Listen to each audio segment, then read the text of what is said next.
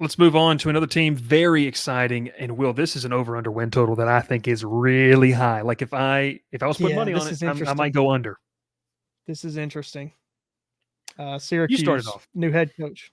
New head coach Fran Brown comes in from Georgia.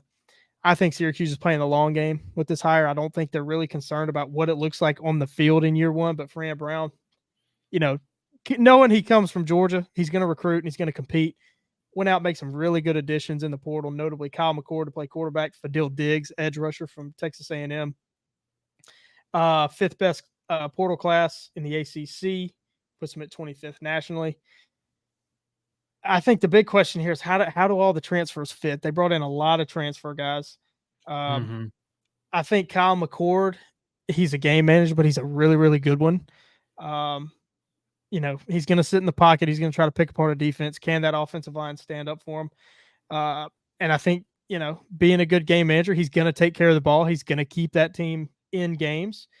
Um, but what do they look like year one? You said it. I agree with you. I think that win total is a little high. Fran Brown is inheriting a mess at Syracuse that he's had to clean up Yeah. quickly. He's done it by bringing in a ton of talent. Uh, but again, another weak schedule. I really think that they can make a bowl game. Their toughest road game, they go to NC State. And Yeah. we know the home field advantage they have in the old Carrier Dome. Tech's got to go up there. Miami's got to go there. They can do a lot of things here. I think that win total's high, but I'm going to put their ceiling at 8-4 and their floor at 5-7. I think McCord will keep them in a lot of games. I kind of think that Kyle McCord's getting a raw deal, with some of the public perception of what he is and what people kind of think he is. I mean, look, he was on a Mm-hmm. roster that we can all agree, like Ohio State should have been better.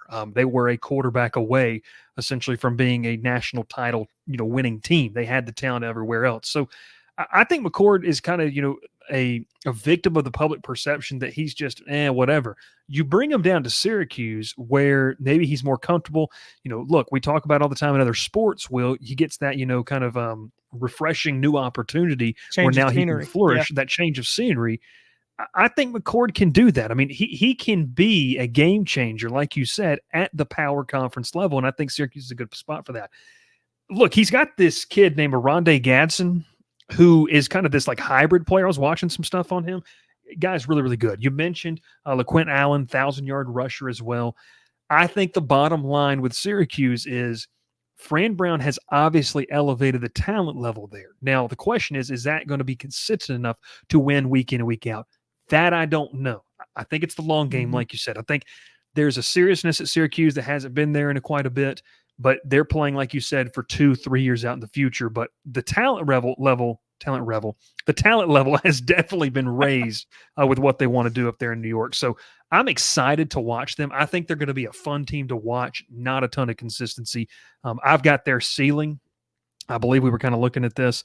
I think if things hit right, like really right for them, maybe 7-5, 8-4, and then Mm-hmm. after that, I'm going to go 5-7 because I think they could miss a bowl game if things don't go well. Yep. I agree.